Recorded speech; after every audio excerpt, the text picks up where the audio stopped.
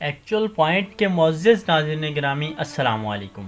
ناظرین، خانہ بدوشی کی زندگی گزارنے والے یہ وحشی قبائل جنہیں پہلے تاتار کہا جاتا تھا، یہ لوگ سردی اور گرمی میں اپنی جگہ بدلتے رہتے تھے۔ یہ وحشی قبائل ایک دوسرے کا خون بہاتے رہتے تھے۔ پھر ان میں ایک شخص پیدا ہوا۔ 1206 کے اندر اس شخص نے ان تمام قبائل کو اکٹھا کر دیا اور ایک سلطنت کی بنیاد رکھ دی۔ اس شخص کا نام چنگیز خان تھا اور اس کی سلطنت کو آج منگولیا سلطنت کہا جاتا ہے۔ ناظرین، مزید معلومات سے پہلے آپ سے گزارش ہے کہ چینل کو سبسکرائب کر کے بیل کا آئیکن ضرور دبا دیجیے۔ یہ لوگ جب منگولیا سے نکلے تو انہوں نے خون ریزی شروع کر دی۔ بازاروں میں خون کی نہریں بہنے لگیں۔ راستے میں جو انہیں ملتا گیا یہ گردنیں اڑاتے گئے۔ یہ ایک ایسی وحشی قوم تھی کہ دوڑتے گھوڑے پر اگر انہیں پیاس لگتی تو گھوڑے کی پیٹھ پر خنجر مار کر اس کا خون پی جاتے تھے۔ ناظرین، چنگیز خان جن جن قبائل کو فتح کرتا جاتا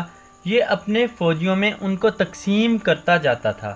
یہی وجہ تھی کہ اس کی فوج میں غداری بہت کم تھی۔ منگولوں کا ماننا تھا کہ قدرت اور روحیں ان کے آس پاس رہتی ہیں۔ ان کا سب سے بڑا خدا ٹینگری تھا اور چنگیز خان کا یہ ماننا تھا کہ ٹینگری چاہتا ہے کہ وہ اس کے نام پر پوری دنیا کو فتح کرے۔ اس کے بعد ناظرین، منگولوں نے چنگیز خان کی قیادت میں سب سے پہلے شمالی چائنا اور مشرق میں اسلامی ممالک پر حملے کیے اور ان پر قبضے کر لیے۔ 1227 میں چنگیز خان ایک حملے کے دوران گھوڑے سے گر کر ہلاک ہو گیا۔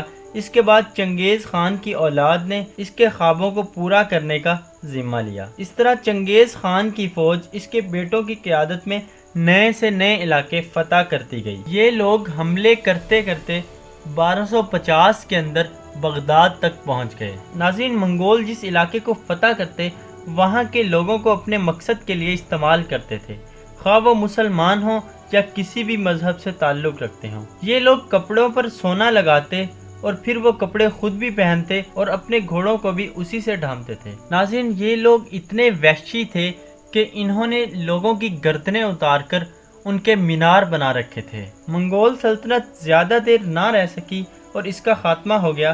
اس وحشی سلطنت کا خاتمہ کیسے ہوا یہ ہم اپنی اگلی ویڈیو میں بتانے والے ہیں۔ آپ سے گزارش ہے کہ اس ویڈیو کو لائک کیجئے، شیئر کیجئے اور کمنٹ باکس میں اپنی قیمتی رائے کا اظہار ضرور کیجئے۔ اللہ حافظ۔